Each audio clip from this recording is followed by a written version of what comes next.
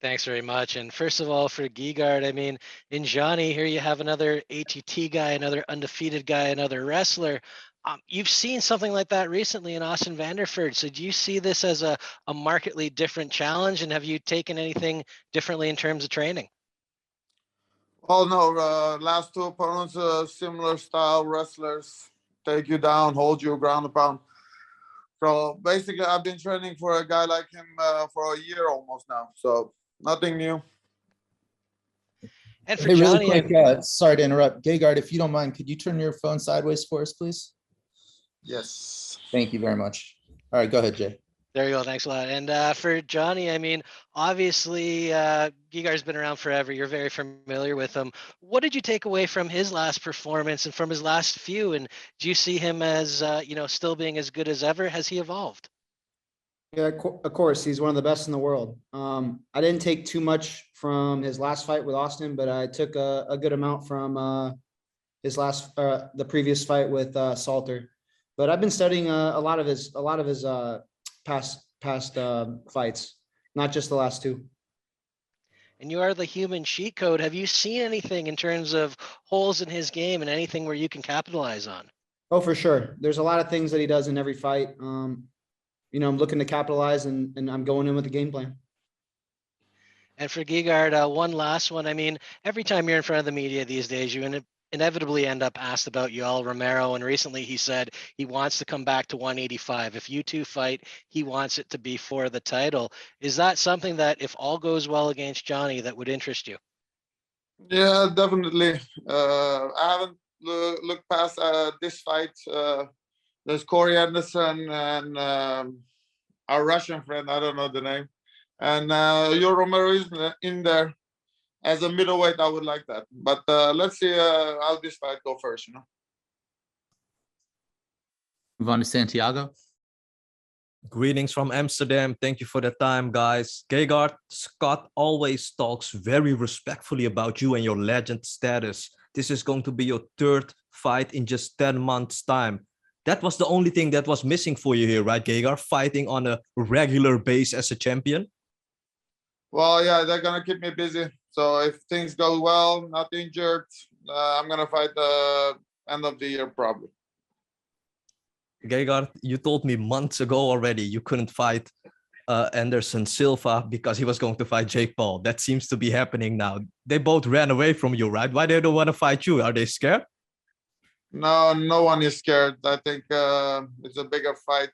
And they keep me busy in MMA. So we're going to do what we have to do, and then maybe bigger things will come. Gegard, when you stop fighting at 185, will it be over immediately? Will you go to 205, stay there, don't move down anymore? I don't know. No, 205 is not my division. I go there just to grab the belt and do what I promised. And then, I don't know. We see. I'm not looking past this fight.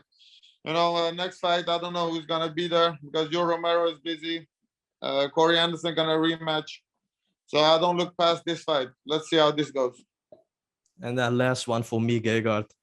You won't have the Dublin crowd behind you. That was beautiful, your last walkout. Now you're in America. What is the future for you? What does it look like? More Europe? Did you like Europe, or do you like the States as well? I don't know. If they give me a fight, whatever. I don't care. But Holland, hopefully one day. That would be nice. Good luck to both guys. Thank you, brother. Thank you. Nolan? First question is for Johnny. Man, we've seen you grow as a contender and build up way up the ranks. Now that you're on the poster and you're fighting a legend like Gegard Mousasi. What was that? I think you cut out. Oop, I think they muted my mic again. We've seen you climb up the ladder, so to speak, but this is the time that you're on the poster, you're fighting a legend in Gegard Mousasi. So is there anything mentally different that you have to do to prepare for this, to just kind of be able to go in there and absorb the moment? Not really. I've kind of been, every fight I've prepared for is like a title fight in my head. So nothing really different. I approach everything the same. Obviously, I'm fighting Gegard, better opponent, but I approach every training camp the exact same. Like I'm fighting a Gegard or I'm fighting someone in the top fucking 5 in the world. So nothing different on my end. And, you know, obviously he's super seasoned. He's fought everywhere. He's fought some of the biggest names. And for you, I mean, you're a few years into when people were introduced to you. So naturally, I think there's a lot of people out there that are kind of leaning with Gegard without even studying you. Do you kind of like that sort of thing? Like, do you feel like people are overlooking you at all? Yeah, for sure, man. I like being the underdog. I really don't mind it. I really don't care because the only thing that matters is when I'm in that cage and I'm putting on a show and I'm showing what I'm really capable of with high level opponents.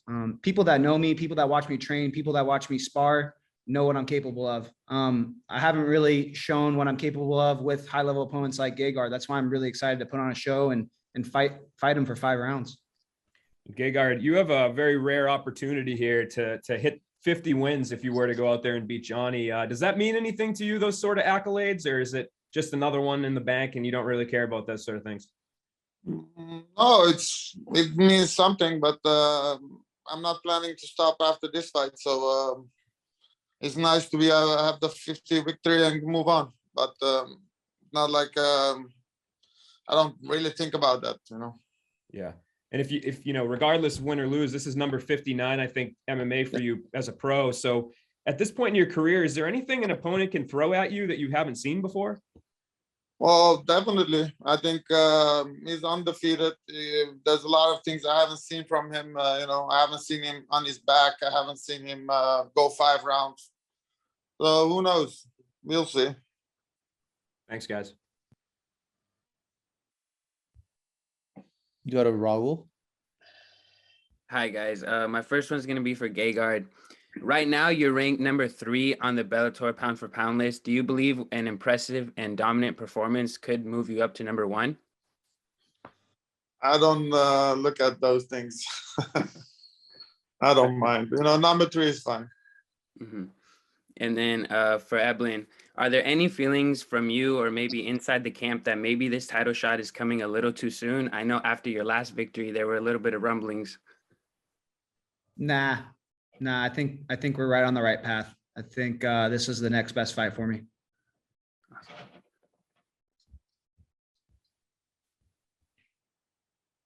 All right, we'll go to Dylan. Appreciate you taking my call. My first question was for Gegard, because historically you've gotten in great work with Rainier DeRitter, and he's readying to defend his championship there in July. Can you speak to the importance of getting in great work with a fellow world champion at middleweight? Well, yeah, he's a middleweight, light heavyweight, double champ at ONE FC. I'm training with heavy guys. They're all heavyweights, under 10, that's 240, you know. I can deal with those guys. So it's going to make me only better when I fight in middleweight.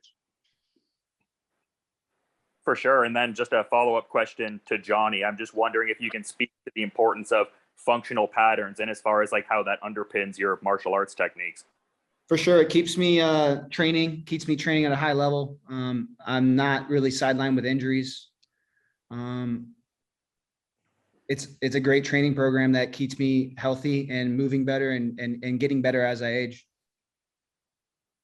Appreciate you taking my call. Thanks for the insights. No problem. All right, we'll take our last question here from Mike Heck. Hey, this question is for Johnny. Johnny, I know how much the John Salter fight meant to you. You really wanted to go in there and make a statement against him in particular, because you've talked about maybe having some things lined up earlier. They didn't come to fruition. You felt like he was sort of, I don't know if ducking's the right word, but he just didn't put pen to paper. Was that performance satisfying enough for you to, I mean, obviously the aftermath plays out nice because you get a title fight, but what did that win mean to you? Did you get the satisfaction you wanted to out of that fight outside of just getting a win? Sure. I wish I could have went a little bit longer, went 5 rounds with him. Honestly, that would have been fun. I wish I was a main event against him. Got more time in the cage with him, got to beat him up a little bit more. But yeah, it was satisfying. It was good. Completely dominant, beat his ass. It was fun. Got paid. Now I'm on to a title shot. And you've talked about the importance of fighting a guy like Gegard, what that means to you, fighting a legend like that. What will beating him having a title wrapped around your waist, what will that mean to you? Have you allowed yourself to think about that moment, or are you just trying to take things one moment at a time heading into the fight? I take it one moment at a time, but yeah, of course I've thought about it, and it's going to solidify my name. It's going to start my legacy.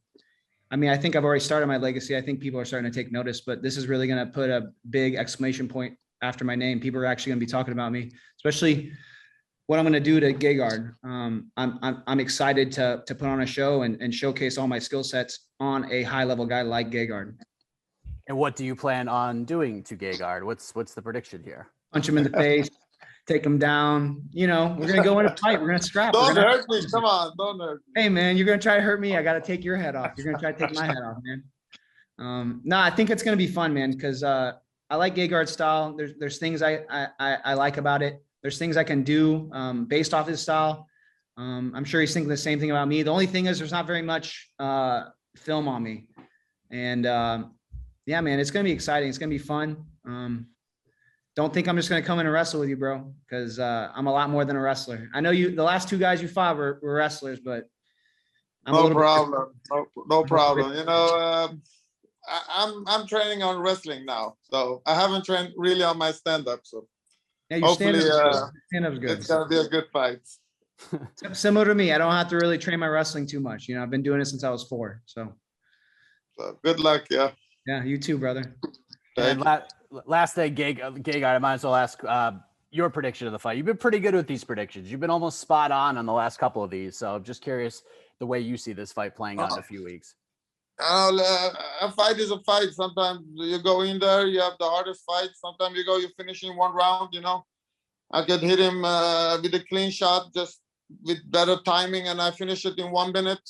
Doesn't mean I'm the better fighter. So I don't know. We'll see. But I'm coming to finish. That's, you know, I talked to Scott and, you know, my performances against Douglas Lima and Machida were not appreciated. So we have to put on a show. And if Eblen comes to fight, that's going to be even better, you know. It's going to be a good, exciting fight. So have these last ones been appreciated, you feel? The last two were finishes. So yeah, the last 2 were finishes. So we're going to go for the finish. Awesome. Thanks, guys. Best of luck on the 24th.